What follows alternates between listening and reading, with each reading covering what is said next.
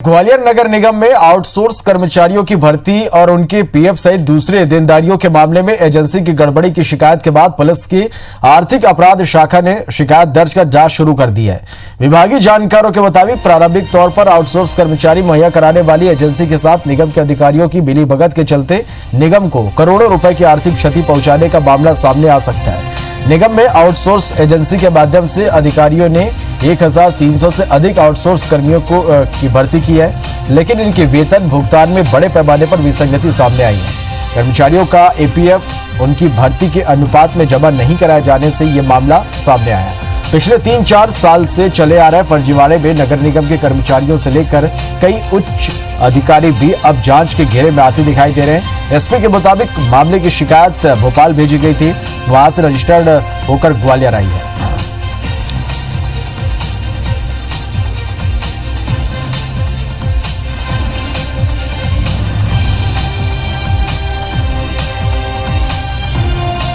चले तो ग्वालियर नगर निगम में आउटसोर्स कर्मचारियों की भर्ती और उनके पीएफ सहित दूसरे देनदारियों के मामले में एजेंसी की गड़बड़ी की शिकायत के बाद पुलिस की आर्थिक अपराध शाखा ने शिकायत दर्ज कर जांच शुरू कर दी है।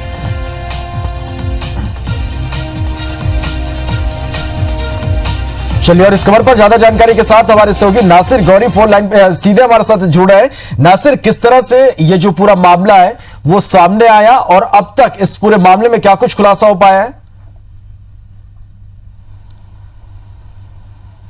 देखिए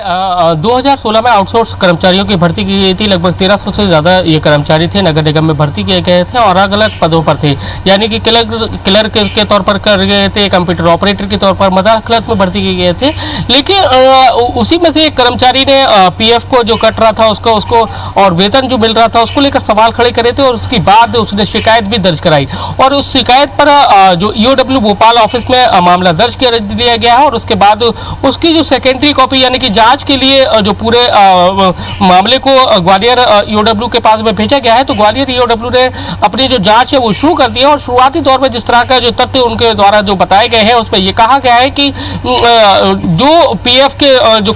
यानी कि 1300 कर्मचारियों को भर्ती किया गया था, लेकिन जो एक एजेंसी है जिसके माध्यम से भर्ती किया गया था राज सिक्योरिटी के नाम से, उसमें 1300 कर्मचारियों को पीएफ की जगह 531 जो कर्मचारी हैं उनका पीएफ काटा जा रहा था। इसके साथ ही वेतन में कई सारी विसंगतियां थी जिसको लेकर लगातार शिकायतें हो रही थी। लेकिन अब जब ये मामला ईओडब्ल्यू के पास पहुंच गया तो ऐसा लग रहा है कि इस मामले में नगर निगम के अधिकारी भी कहीं न कहीं इस घोटाले से जुड़ते हुए नजर आ रहे हैं, क्योंकि ये केवल